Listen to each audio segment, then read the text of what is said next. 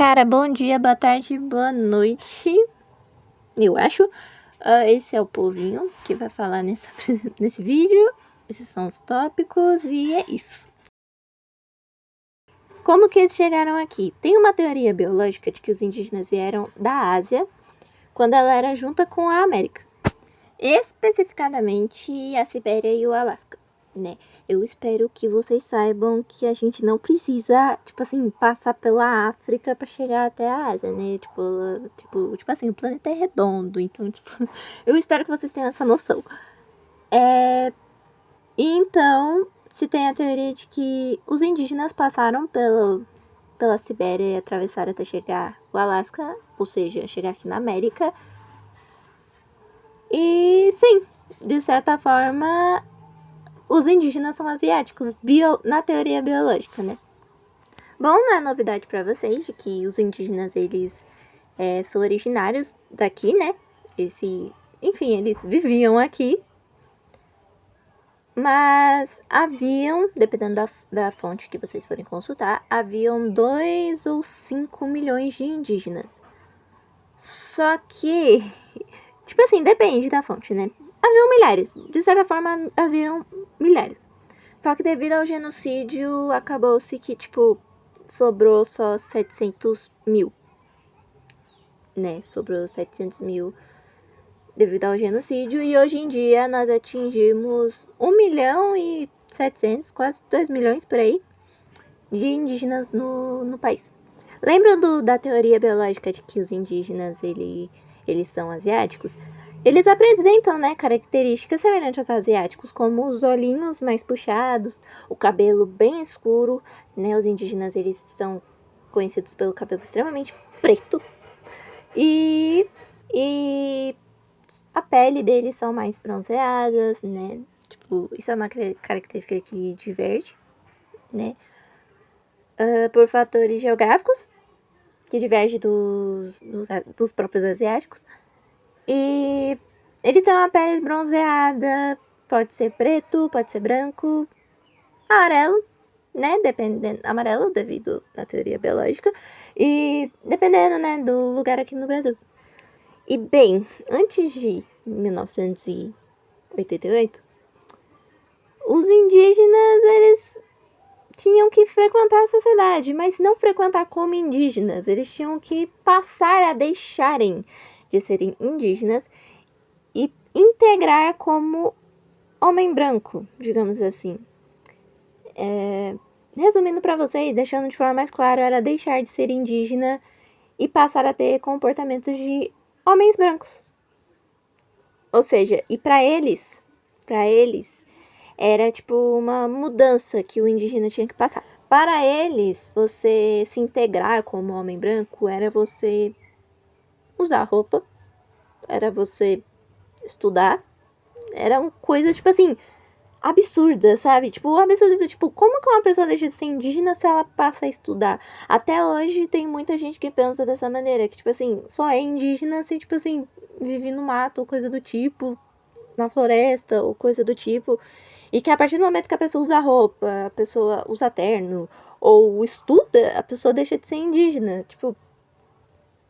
Enfim. Depois de 1988, teoricamente, né, os indígenas eram para serem reconhecidos, né, como indígenas mesmos, com suas linguagens, suas tradições, suas culturas, mesmo frequentando escolas, mesmo vestindo roupas, enfim, é para eles serem reconhecidos como indígenas. E relembrando vocês, né, de que o termo índio, ele é extremamente ultrapassado, é pejorativo, e o termo certo é indígena mesmo, tá? Indígenas. Inclusive, se vocês darem um Google, se vocês forem ler o Estatuto do Índio e a Constituição de 1988, vocês vão perceber que tem muita coisa desatualizada ali entre ambos. Eu recomendo vocês lerem, vocês vão ficar passados, eu acho. E uma informação que eu achei deveras necessária e interessante é de que, sabe quando nós nomeamos as pessoas como pretas, brancas, amarelas, vermelhas? Vermelho tá errado. indígenas não são pessoas vermelhas. Até porque, né, se você pesquisar por fotos, elas têm diferentes pigmentações e não são vermelhas. E há duas teorias do porquê indígenas, algumas pessoas chamam de pessoas vermelhas, o que está completamente errado. A primeira teoria é da tintura, né, a pintura. Os indígenas têm essa cultura de se pintarem, pintar de vermelho, e a teoria de que os europeus começaram a chamar eles assim.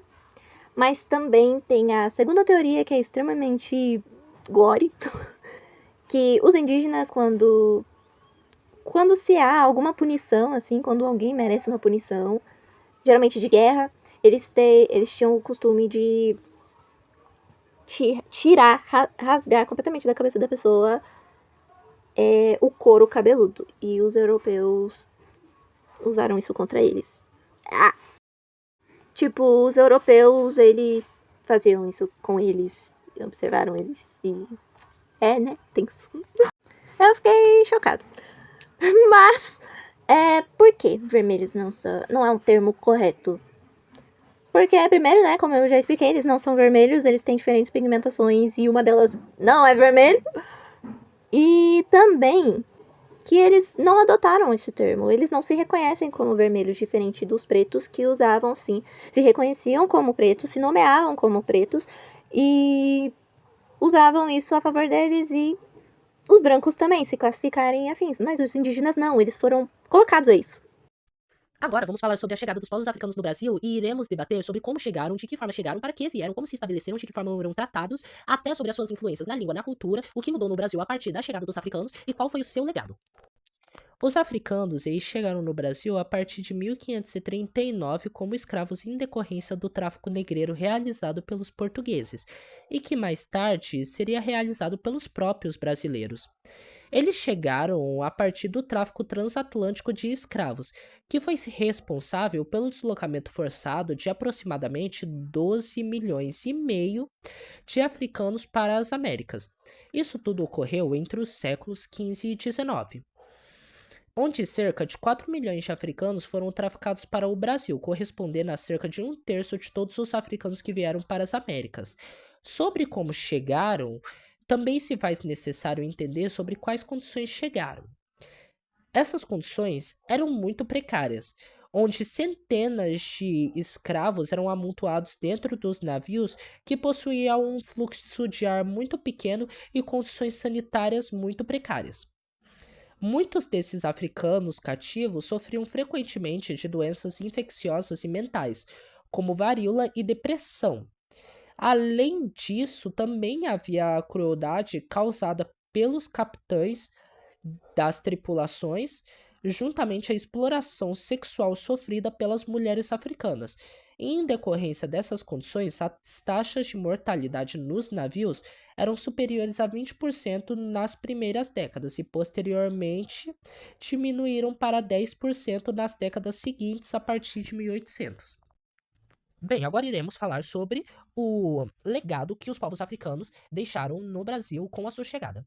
Mas antes de mais nada, é preciso lembrar que, para dizer sobre o legado de algo ou alguém, ou um fenômeno histórico ou metafísico, é importante lembrar que não existe um consenso sobre um legado das influências trazidas pelos povos africanos a partir do tráfico negreiro. Existem possíveis interpretações, e eu trarei a minha com base nas pesquisas. Bem, o legado da chegada dos povos africanos pode carregar duas faces distintas e eu ouço a dizer que inexoravelmente complexas. Por um lado, a influência africana no Brasil é de certo modo um elemento fundador da nossa identidade nacional. Sem ela, talvez o Brasil nem seria o que é hoje. Talvez uma Portugal 2.0, mas isso é suposição. Mas por outro lado, temos a forma desumana com a qual os africanos foram trazidos e com isso se criou uma desigualdade atroz para os negros no país e como esse problema perpetua até hoje. Além disso, destacar dois aspectos marcantes desse legado. Nesse caso, o racismo estrutural, que é um racismo exclusivo no Brasil, uma variante de racismo onde a estrutura da sociedade propicia esse tipo de ação, e a dívida histórica, que culmina sobre o processo longo e duradouro da escravidão e como ele rodeia a nossa sociedade hoje em forma de uma dívida histórica, levando em consideração que a maioria da população se identifica como parda e negra e a elas são relegadas direitos mínimos e ambientes extremamente precários, por isso usamos o termo dívida história. Além do que, muitas dessas pessoas acabaram de ter os seus direitos recentemente na história, o que também podemos entender que existe uma disparidade entre as pessoas brancas e as pessoas negras que estão começando a ter a sua ascensão e os seus acessos aos lugares que deveriam lhes pertencer agora no relógio da história. Então, por isso, utilizamos o termo dívida histórica. É uma dívida que culmina até hoje. Agora falando sobre os europeus, o primeiro grupo europeu a aportar no território brasileiro, obviamente, foram os portugueses em 1500. As grandes navegações portuguesas tinham muitos objetivos, como a busca por metais preciosos, a conquista de novas terras e o expansionismo cristão. Portugal ele foi muito impulsionado pelo seu pioneirismo marítimo. Eles cruzaram o mar Oceano em busca de riquezas e oportunidades que pudessem fortalecer seu império. Com a chegada dos portugueses, eles trouxeram uma profunda transformação no modo de vida das populações indígenas.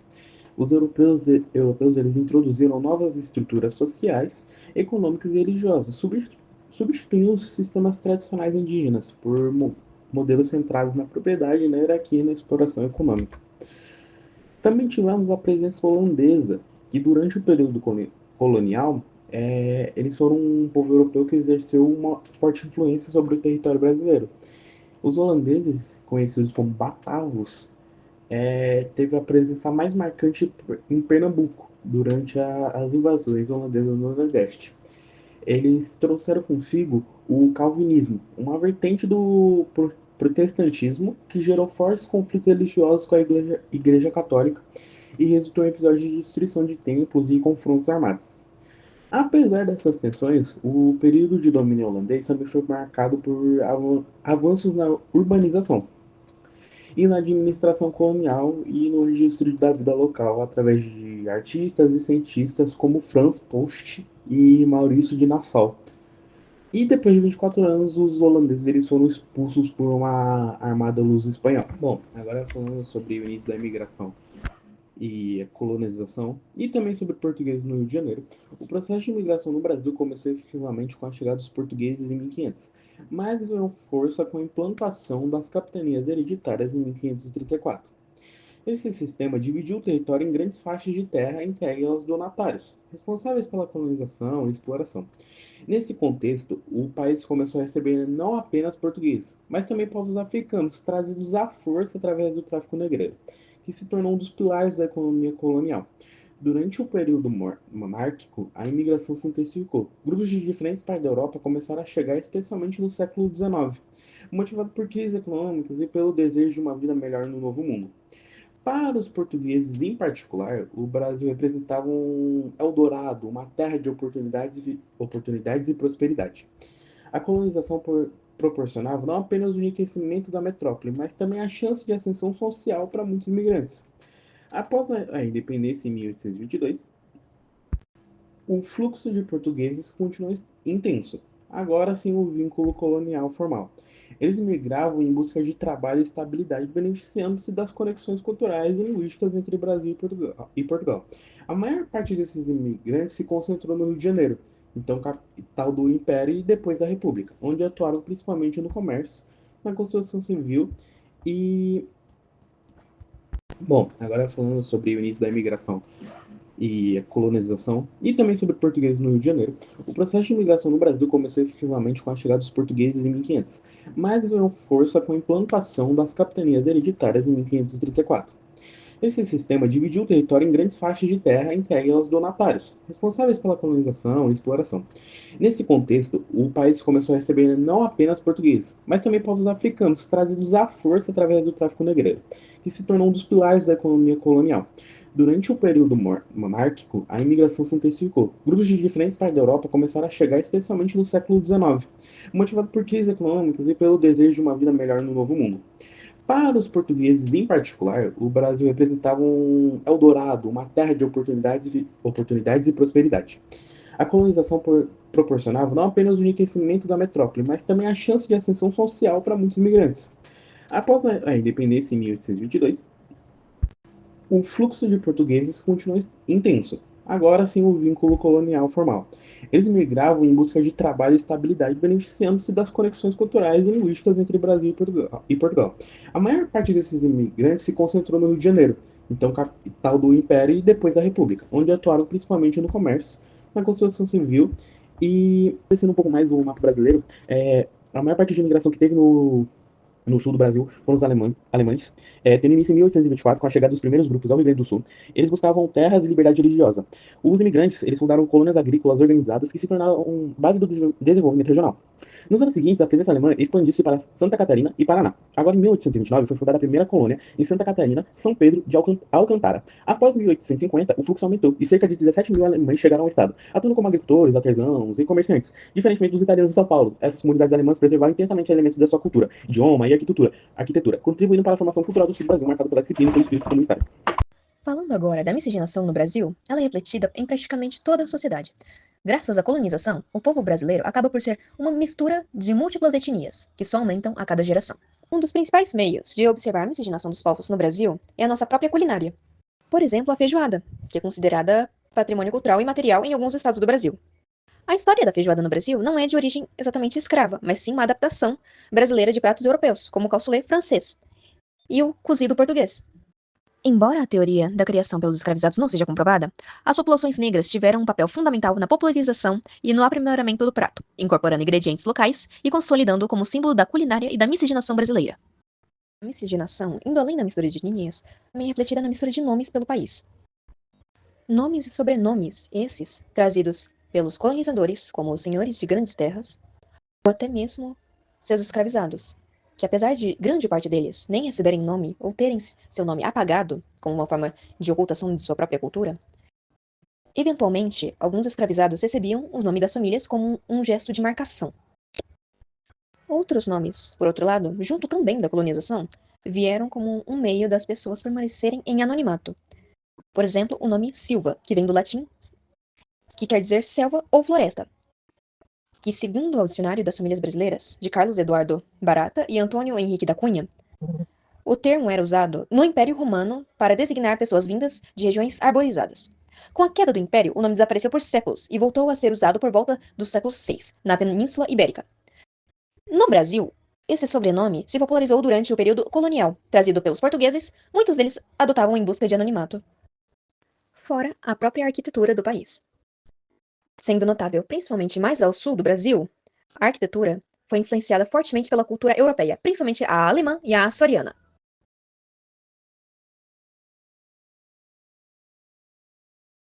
Ok, agora falando um pouco sobre os dados atuais, hoje em dia existem por volta de 391 etnias ou povos indígenas no Brasil, que correspondem ali a 1,7 milhões de pessoas, que representam 0,83% da população brasileira. Sobre o processo de introdução deles na sociedade, todos nós sabemos que foi bem doloroso, violento e bem forçado pela colonização, né? E com toda a miscigenação, a etnia mais predominante é a parda, que representa mais de 45% da população brasileira. Sobre o processo educacional dos indígenas, né, nas escolas, foi algo bem tardio e pensado com a mente colonizadora, né? Toda a introdução deles foi pensado em como adicionar a cultura e a língua portuguesa neles, mas hoje, com a Constituição Federal, eles têm uma garantia da educação bilíngue e que respeita, né, as culturas próprias deles. Mas, como antes ainda era obrigatório a língua portuguesa é imposto neles com a catequização. Hoje em dia, muitos aprendem mais por necessidade de comunicação e integração com a sociedade, né? Mas, graças a todo e como todos eles eram ali obrigados, né, principalmente com a catequização, a aprenderem a língua portuguesa, muitos deles falam a língua portuguesa hoje em dia. Hoje em dia é mais por eles conseguirem se comunicar, né, com a sociedade no total e também para recorrer ali a direitos deles, como serviços, né, outros direitos que eles têm, né, com base ali na lei nacional. Mas muitos também são falantes das línguas próprias deles, né. Hoje em dia, a ponto de curiosidade, povos isolados, né, existem ainda no Brasil e usam a sua própria língua originária.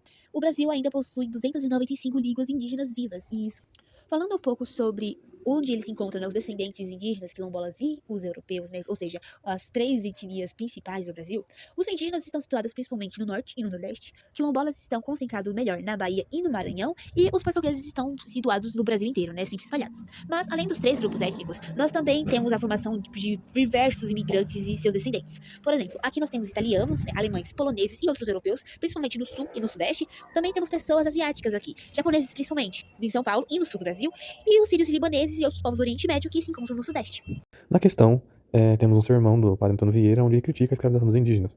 E a questão diz: este sermão do Padre Antônio Vieira, 1608 a 1697, faz uma crítica à escravização dos indígenas e expõe a grande demanda por essa mão de obra no estado colonial do Maranhão, até meados do século XVIII. A assertativa, que explica o cativeiro dos indígenas no Maranhão colonial, é a seguinte. Aí tem as alternativas, 5 alternativas. Letra A. As guerras contra os indígenas eram a única forma de estabelecimento de mão de obra escrava para as atividades produtivas. Letra B. A escravização dos indígenas só poderia ocorrer em áreas onde houvesse uma profunda pobreza dos moradores. Letra C. A escravização dos indígenas foi uma prática sistemática dos colonos e gerou uma disputa entre esses e os missionários pelo controle dessa mão de obra. Ou letra D. A mão de obra indígena era utilizada nos serviços domésticos e substituiu os africanos escravizados que trabalhavam na lavoura. Ou letra E. A escravização indígena foi estimulada pela coroa portuguesa para evitar o extermínio dos nativos pelos colonos. Na segunda questão, primeiro é apresentado um texto que, em resumo, conta sobre a transição entre a predominância indígena para a africana na composição do trabalho escravo ao longo da época em que se trata. E conta também sobre os senhores de engenho, que eles mostra como eles passaram a investir mais na mão de obra africana do que nos indígenas mesmo. E aí causava uma mão de obra mista, mas tendendo a crescer mais pro lado africano, na mão de obra escrava. E aí temos a questão: com base na leitura do trecho e em seus conhecimentos, pode-se afirmar corretamente que, no Brasil, letra A implementação da escravidão de origem africana não fez desaparecer a escravidão indígena, pois o emprego de ambas podia variar segundo épocas e regiões específicas. Letra B, do ponto de vista senhorial, valia a pena pagar mais caro por escravos africanos, porque estes viviam mais do que escravos indígenas, que eram mais baratos. Letra C. O comércio de escravos africanos foi incompatível com o comércio de indígenas, porque eram exercidos por diferentes traficantes que concorriam entre si. Letra D. Havia créditos disponíveis para a compra de escravos africanos, mas na manutenção de boas relações com os nativos. Ou letra E. A escravização dos indígenas pelos portugueses foi inviabilizada pelo fato de que os povos nativos americanos eram contrários ao aprisionamento dos seres humanos.